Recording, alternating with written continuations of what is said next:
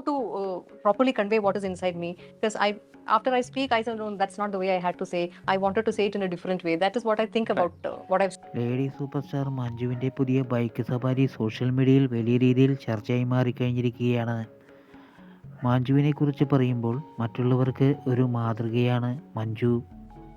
Lady super star Manju Warrier Tamil channel നൽകിയ ഇൻ്റർവ്യൂവിൽ പറയുന്നത് ഇങ്ങനെ: ഭൂരിഭാഗം സ്ത്രീകളും തങ്ങളുടെ ജീവിതത്തിൽ സന്തോഷം അഭിനയിക്കുന്നവരാണ്. കംഫർട്ട് സോണിൽ നിന്നും പുറത്തു കിടക്കണമെന്ന് ഞാൻ എന്ന് നിശ്ചയിച്ചു, അന്ന് തൊട്ട് എൻ്റെ ജീവിതം മാറി. വെല്ലുവിളികൾ നേരിടുന്നത് എനിക്ക് വലിയ ഹരം തന്നെയാണ്.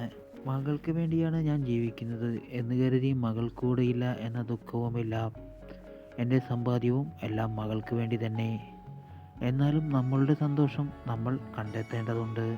മറ്റുള്ളവരുടെ മുന്നിൽ അഭിനയിക്കുകയല്ല, യഥാർത്ഥമായി സന്തോഷിക്കണം. ചില കാര്യങ്ങൾ നമ്മൾ കേൾക്കില്ല എന്ന് തീരുമാനിച്ചാൽ മതി, പിന്നെ നമ്മുടെ ജീവിതത്തിൻ്റെ ഗതി തന്നെ മാറുമെന്ന് മഞ്ജു പറയുന്നു.